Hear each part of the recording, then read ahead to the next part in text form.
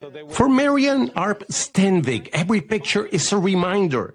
Her uncle, Bernhard Arp Sindberg, looked like any other young man.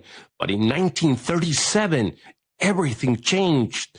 Sindberg was just 26 years old, working at a Danish cement factory on the edge of Nanjing in China, when Japan's invading army brought terror to the city.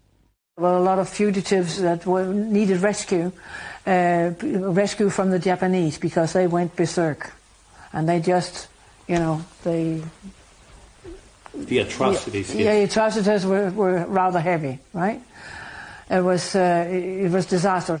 Sindberg grew up here in a working part of Aarhus. Restless and drawn to the sea, he worked as a sailor before joining the French Foreign Legion.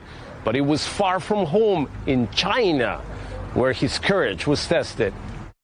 Looking for work and adventure, he first spent time in Shanghai as a driver for a British reporter before being hired to guard the new cement plant in Nanjing. At the time, only a few hundred Danes lived in all of China.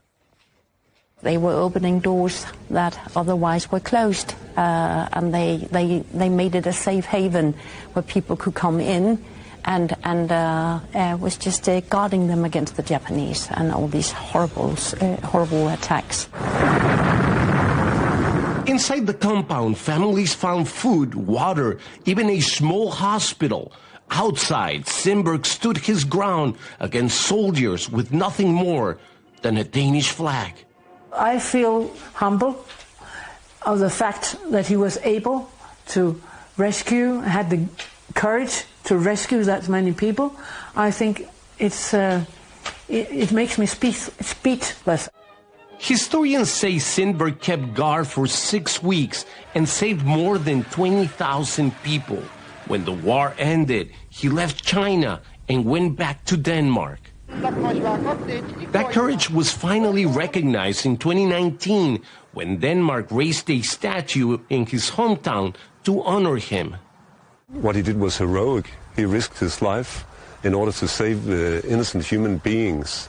So not only as a Dane or as a citizen of Aarhus, but as a human being, I'm proud of what he achieved and what he did.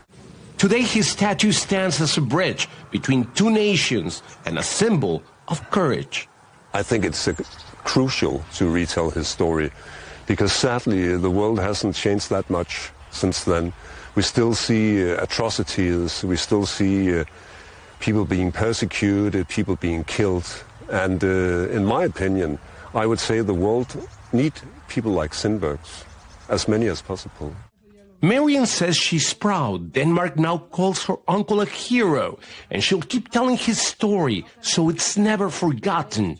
Because what he did in Nanjing, she says, shows us something rare, that even in the darkest moments, one ordinary person can make a life-saving difference and set a shining example for others.